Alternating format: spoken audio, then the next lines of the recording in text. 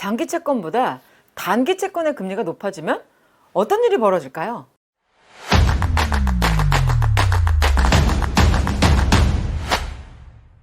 쉽게 설명하면 단기 적금의 경우 장기 적금보다 이자가 낮은 것이 보통입니다. 자, 그렇지만 경기가 나빠질 게 예상이 되면 금융시장에서는 정기 적금보다 단기 적금의 이자가 높아지는 기이한 현상이 나타나는데요. 이러한 상황을 장단기 금리가 역전되었다고 하는 겁니다. 그래서 이 장단기 금리차는 지표로도 나타나는데요. 장기 채권의 수익률이 단기 채권의 수익률과 근접하거나 아니면 낮다는 것은 굉장히 드문 일이죠. 어찌 보면 시장이 경기를 비관하고 있다는 뜻으로 해석이 되고요.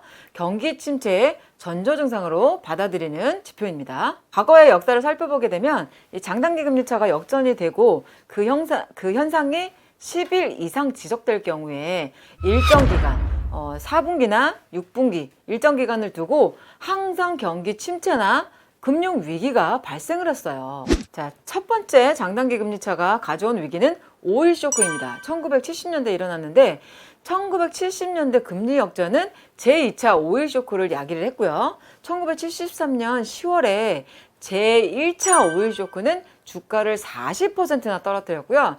1978년 12월 제2차 오일 쇼크는 주가를 15.7%나 떨어뜨린 사건이었습니다. 그 다음에 장단기 금리 역전이 가져온 사건은 블랙 먼데이라는 사건인데요.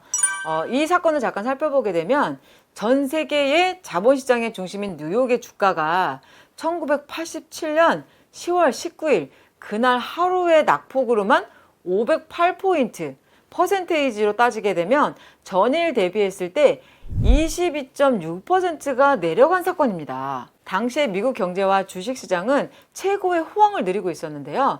블랙 먼데이가 발발한 이유에 대해서는 전문가들조차도 의견이 분분합니다. 달러 약세에 대한 우려에서 원인을 찾는 전문가들이 많은데요.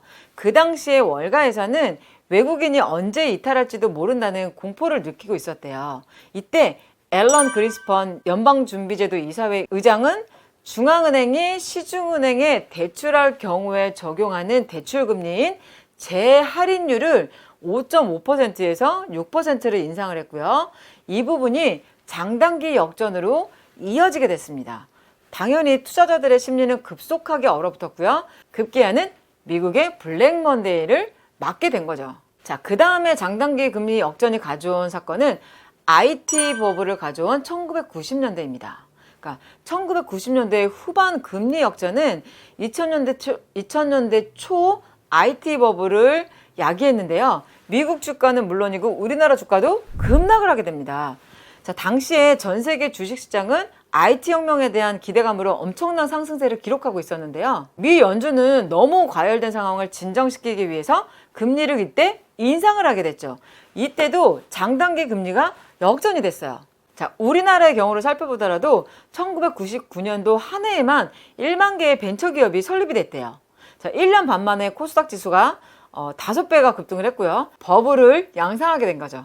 이러한 이유 때문에 미국의 IT 버블이 우리나라에도 이어지게 된 겁니다. 자, 그 다음에 장단기 금리 역전이 갖고 온 사건을 살펴보게 되면 2005년도 12월에 역전된 금리는 사상 초유의 사태인 서브프라임과 리먼 사태를 만들었습니다. 자, 이 여파로 우리나라 코스피도 최저점인 892포인트까지 하락을 했는데요. 당시에 미국도 저금리로 인해서 예대 마진이 줄어들다 보니까 법을 개정하기에 이르렀습니다. 제가 이 부분은 블로그에도 쓴 적이 있는데 은행이 금리가 높을 때는 예대 마진이라고 해서 예금과 대출이 차이가 나는 부분을 은행이 마진으로 취하게 되는데 금리가 낮아지니까 예금과 대출의 마진이 적어지잖아요. 이러다 보니까 은행이 장사를 하기 위해서 법을 개정한 거예요. 그래서 원래는 돈을 빌려주면 안 되는 등급이 낮은 히피니스 계급의 서민들에게까지 돈을 빌려주게 됩니다. 이런 가장 가난한 사람들에게까지 영업사원을 파견해서 치고 들어가서 돈을 빌려주니까 사람들이 그 돈을 가지고 집을 샀겠죠.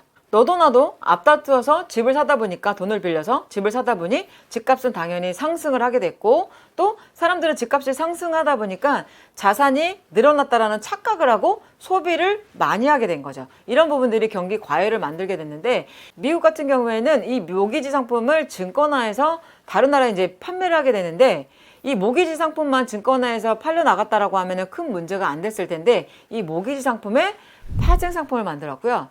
또 파생 상품에 또 다른 파생 상품을 만들고 이 파생 상품에 또 다른 파생 상품을 만들어서 이 파생 상품의 구조는 굉장히 복잡해서 일반인들은 이해하기가 힘들 정도로 복잡하거든요. 근데 이렇게 팔려나간 파생 상품들이 모기지를 근거로 한 파생 상품들이 전 세계에 팔려나간 게 미국 정부도 파악이 안 될 정도로 팔려나갔어요.